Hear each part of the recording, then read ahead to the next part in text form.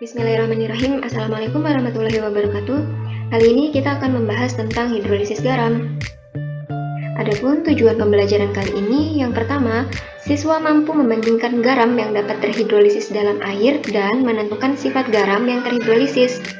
Yang kedua, siswa mampu menghitung pH larutan garam berdasarkan sifat keasamannya. Berikut terdapat latihan mandiri. Latihan ini harus kalian kerjakan. Untuk bisa mengerjakan latihan mandiri, mari kita saksikan video berikut. Ini ada peta konsep yang harus kalian pelajari. Yang pertama, kalian harus mengerti apa itu hidrolisis, kemudian jenis-jenis hidrolisis, dan yang terakhir, kalian harus bisa menentukan pH dari hidrolisis garam. Oke, untuk materi ini kita akan bahas satu persatu. Nah, sebelumnya hidrolisis garam itu apa sih gitu? Mengapa kita harus mempelajari tentang hidrolisis garam? Nah, ternyata hidrolisis garam itu sangat bermanfaat bagi kehidupan sehari-hari. Contohnya, kita jadi tahu bahwa di dalam pemutih pakaian itu terdapat senyawa garam yaitu NaOCl. Kemudian pada pupuk juga terdapat senyawa garam. Kemudian pada obat-obatan ini yang biasanya digunakan untuk pendingin pada atlet yang habis olahraga gitu ya, itu juga terdapat senyawa garam NH4NO3 dan jenis obatan lainnya. Garam itu sendiri terbentuk melalui reaksi asam dan basa. Garam yang dihasilkan bisa bersifat asam, basa, atau netral. Begitu juga saat garam dilarutkan dalam air. Maka, ion-ion garam yang berasal dari asam lemah atau basa lemah akan bereaksi dengan air yang dinamakan reaksi hidrolisis.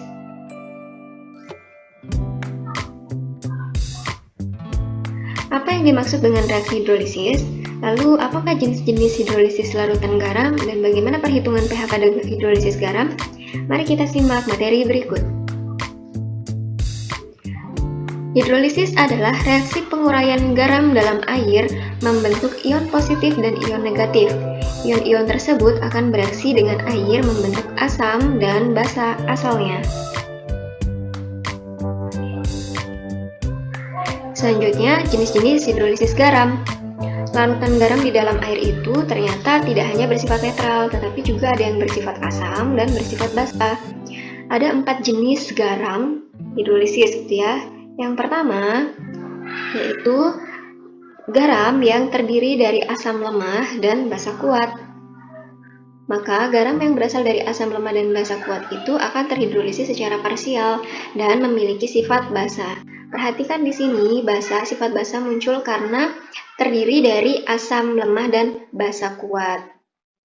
Oke, kemudian rumus untuk menghitung pH hidrolisis garam yang bersifat basa, tentu kita yang dicari adalah konsentrasi OH-nya ya, yaitu akar KH dikali konsentrasi garam, atau akar KW per Ka dikali konsentrasi garam. Yang kedua, ada komponen dari asam kuat dan basa lemah.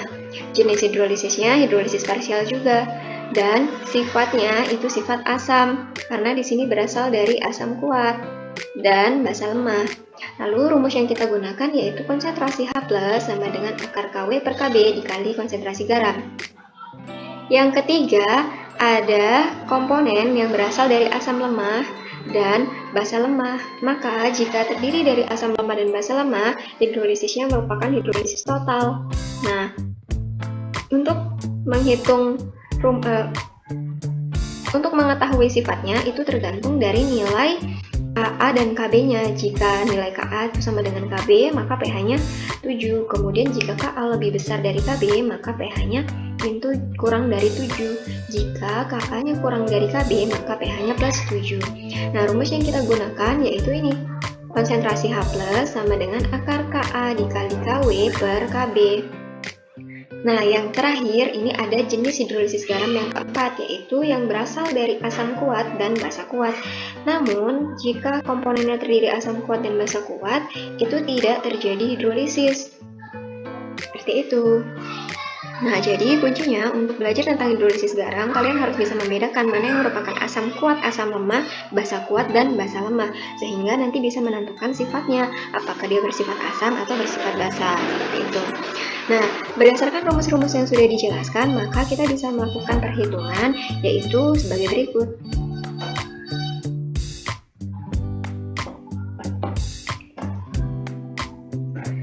Contoh soal pertama, hitunglah pH larutan NaCN 0,01 molar jika diketahui Ka dari HCN adalah 10 pangkat min 10. Yang pertama, kita harus analisis dulu bahwa NaCN ini merupakan garam. Garam yang berasal dari basa kuat dan asam lemah. Maka hidrolis atau garam ini bersifat basa. Maka rumus yang kita gunakan adalah ini.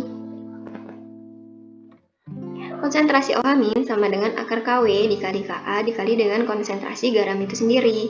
Oke, langsung aja ya kita masukin akar 10 pangkat min 14, Ka-nya sudah diketahui yaitu 10 pangkat min 10 dikali konsentrasi garam yaitu 0,01. Maka konsentrasi OH- sama dengan 10 pangkat min 3.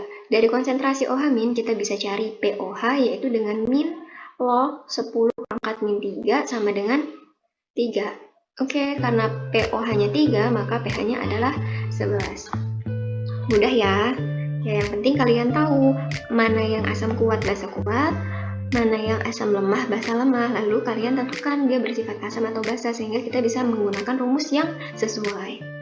Contoh soal yang kedua, hitunglah pH larutan yang merupakan campuran dari 100 ml CH3COOH 0,2 molar dan 100 ml NaOH 0,2 molar jika diketahui Ka dari CH3COOH adalah 10 pangkat min 5. CH3COOH ini adalah asam lemah.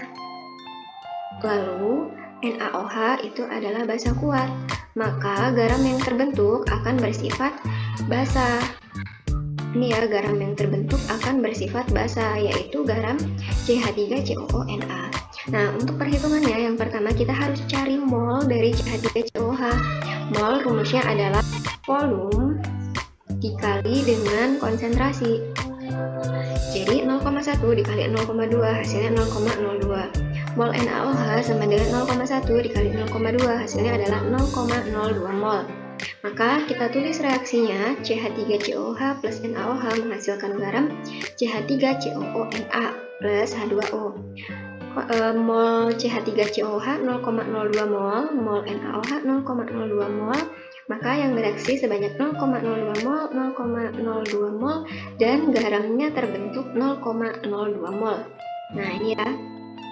Oke, setelah setimbang, hal ini habis, maka ini terbentuk 0,02 mol.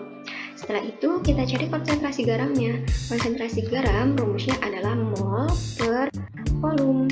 Ya, jadi 0,02 dibagi dengan 0,2 liter. Ini kan berasal dari 200 ml ya, ini. Oke, volumenya dijumlahkan. Jadi jawabannya 0,1 molar. Jika sudah diketahui konsentrasinya 0,1 molar, kita langsung masuk ke rumus.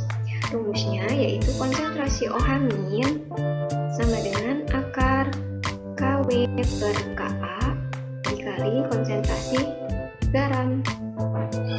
Oke, ini akar ya, sampai sini akar. Oke, jadi langsung masukin aja 10 pangkat min 14 per 10 pangkat min 5 kali 0,1. Jadi hasilnya 10 pangkat min 5. 10 pangkat min 5, maka POH-nya sama dengan 5. Oke, dan pH-nya sama dengan 9. Mudah ya? Selamat mencoba. Terima kasih, don't forget to subscribe, like, comment, and share video ini. Assalamualaikum warahmatullahi wabarakatuh.